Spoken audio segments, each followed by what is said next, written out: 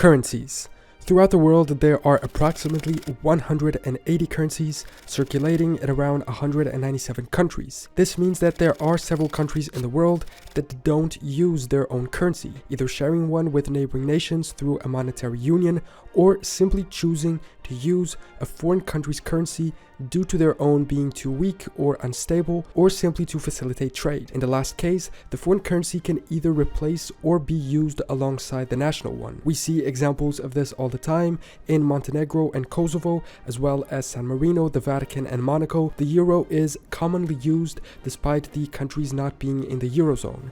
Andorra did this too until they officially joined in 2013. And the US dollar is widely used across the world despite only being an official currency in a couple of countries, as we'll see ahead. In this video, I want to go through those countries that don't use their own currency, understanding which they are and why that is the case.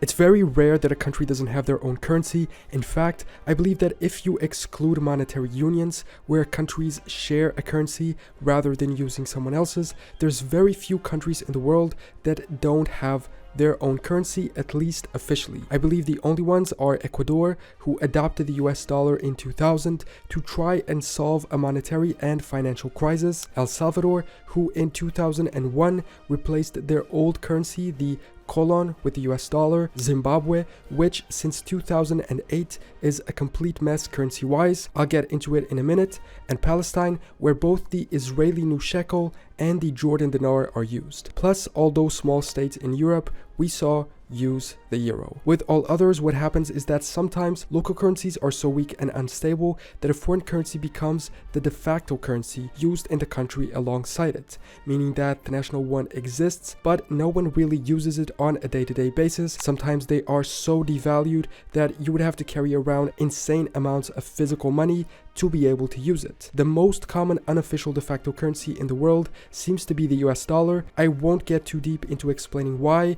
I myself am not sure, but I believe it has to do with the 1944 Bretton Woods agreements, where countries agreed to back up their own currencies with dollars instead of gold reserves. It's also a reasonably strong currency and allows for countries with poor monetary statuses to have a stable currency circulating. We can see it in this article from the New York Times in 2011, which states that for Ecuador, adopting the dollar was a way of imposing strict fiscal discipline, in effect by turning monetary policy over to the United States Federal Reserve Board. This means that the fate of dozens of countries rests on the US fiscal health and millions upon millions of people, even outside its own borders. You see, this dependence on the US makes the state of their economy that much concerning. For many investors, 2022 was the worst year since the 2008 financial crisis, and experts expect the trend to get even worse. But even in uncertain times, you can still try to financially profit if you make the right decisions. And with traditional investments plummeting in value,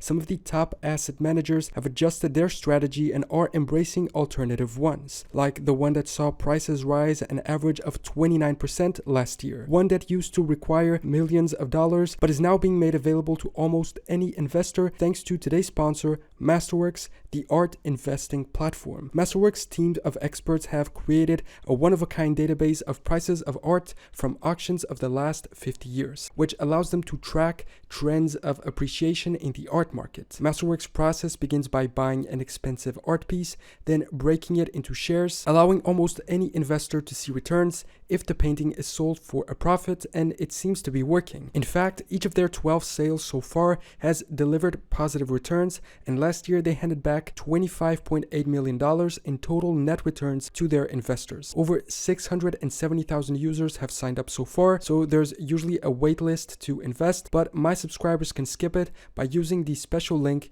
in the description. Now back to the video. So which countries use foreign currencies along with their own, with the foreign one usually taking over? Countries using the US dollar as their currency include the American Associated States, like the Marshall Islands and Micronesia, but also the British Virgin Islands, Palau, Turks and Caicos, or Aruba, but also full-on countries like Cambodia, the Dominican Republic, Iraq, Lebanon, El Salvador, or Venezuela, which are all examples of this. But arguably there's a gigantic list of countries in the world where you could purchase things with both US dollars or euros. Ecuador, Panama, Timor-Leste, and El Salvador do the same, but differ in the aspect that they have legally established the US dollar as a co-official currency along with their own. And I believe Zimbabwe as well. Zimbabwe is a good example of how other currencies other than the US dollar and the euro are used abroad. Due to its hyperinflation, the government there allowed the circulation of foreign currencies since 2008, and it currently has 8 accepted currencies in addition to the US dollar, the South African rand, the Botswana pula, the British pound, the Australian dollar, the Chinese yuan, the Indian rupee, and the Japanese yen are all used. And for instance, the Hong Kong dollar is widely used and accepted in the neighboring Macau, despite not being officially a currency there.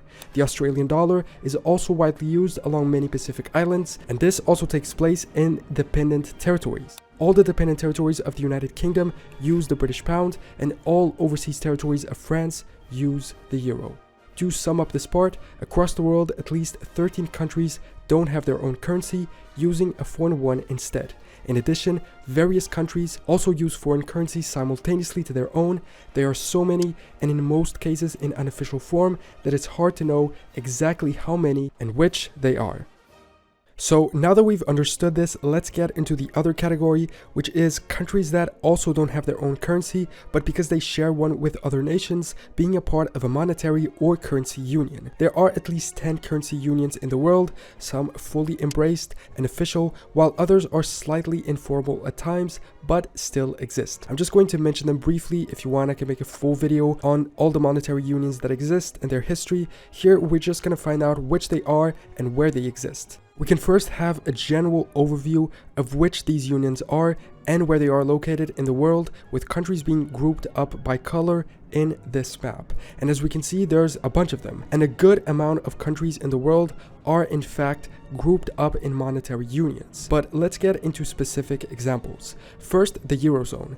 20 countries of the European Union use a single currency. Like we saw, special territories of these countries across the world also use them, in addition to some other European countries that use them unofficially. There's also the lesser known monetary union in Europe between Liechtenstein and Switzerland, who both use the Swiss franc. This exists since 1920, with Switzerland accepting to aid Liechtenstein after they were struggling at the end of World War I due to being arguably unfairly associated with the Central Powers. The other two bigger ones are somewhat connected to each other, and they are the CFA franc unions. Since 1945, two groups of African countries began using the same currency, which I believe are also interchangeable. There's a West African franc used by Benin, Burkina Faso, Cote d'Ivoire, Guinea-Bissau, Mali, Niger, Senegal, and Togo, and a Central African franc used by Cameroon, the Central African Republic, Chad, Equatorial Guinea, Gabon, and the Republic of the Congo.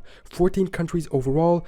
Both have a fixed exchange rate to the euro. The Caspian Report did a great video on this. Because that fixed rate is determined by the French government, it's important to note all of these countries were previously French colonies, arguably still controlling the monetary policy of all of these now independent nations. The decision to have a fixed rate of a currency associated to another also happens a lot with US dollars. There's at least 13 countries in the world that have their currency with a fixed exchange rate to the dollar: Bahrain, Belize, Cuba, Djibouti, Eritrea, Hong Kong, Jordan, Lebanon, Oman, Panama, Qatar, Saudi Arabia, and the UAE. There are also 3 overseas French territories that don't use the euro, using instead a similarly named French Pacific franc. These are French Polynesia, New Caledonia, and Wallis and Futuna. In the Caribbean, another monetary union exists, the Eastern Caribbean dollar, used by 8 countries: Anguilla, Antigua and Barbuda, Dominica, Grenada, Montserrat, St. Kitts and Nevis, St. Lucia, and St. Vincent and the Grenadines. As you may notice throughout the video, there's a lot of currencies that are also called dollar. Although in modern times this may be a direct influence of the US dollar name, the etymology of the word is quite interesting. In 1520, the Kingdom of Bohemia began minting coins from silver mined locally in Joachimsthal. The coins were called Joachimsthaler after the mine location. This became shortened in common usage to Thaler or Thaler. The German name eventually found its way into other languages: Czech and Slovenian Tolar, Hungarian Taler, Danish, Norwegian, and Swedish Daler, Ethiopian Talari, and into English as dollar. Next, precisely the Australian dollar. This is an informal union, but Australia, along with its external territories, uses this currency in addition to the countries of Kiribati, Nauru, and Tuvalu. Arguably, this is the case of the three countries using a foreign currency rather than a monetary union. The British pound sterling is a semi-formal monetary union. It's used by the UK and all its constituent countries, Scotland, Northern Ireland, Wales, and England, along with the British overseas territories. A fun fact, British Antarctica is listed among these, but I doubt there's many purchases going on down there. Crown dependencies such as Guernsey, Jersey, or the Isle of Man also use it.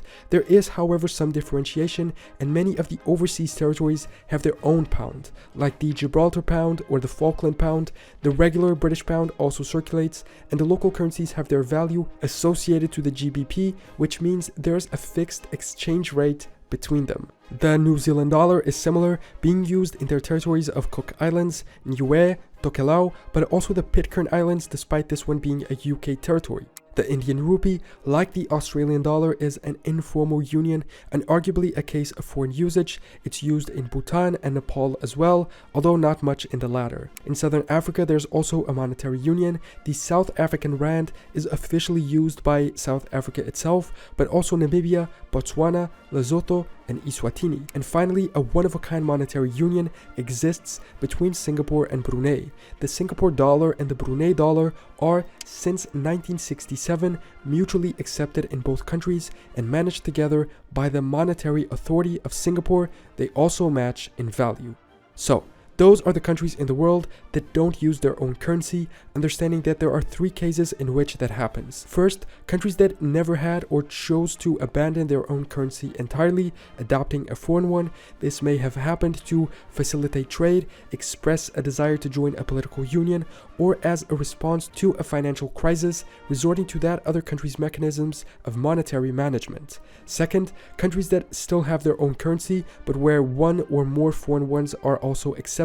This one can also be separated in two: those that have officially accepted a foreign currency as being legally part of their monetary system, very few across the world, and those who see US dollars or euros used on a daily basis by tourists, foreigners, or even their own people, but not legally viewing it as an official currency. This happens, for instance, in Venezuela due to their hyperinflation, as well as in many African or Middle Eastern countries. Here we also got to learn why the US dollar is mostly used due to its role as the global reserve currency. And third, countries which are a part of a monetary or currency union, therefore not having their own currency, but also not using another specific country's currency, instead sharing it with one or more nations. Are there any other cases of countries that don't use their own currency that I forgot to mention? And do you have any corrections or additional informations about this topic? Let me know in the comments. Thanks so much for watching this video. Subscribe if you want, and I will see you next time for more general knowledge.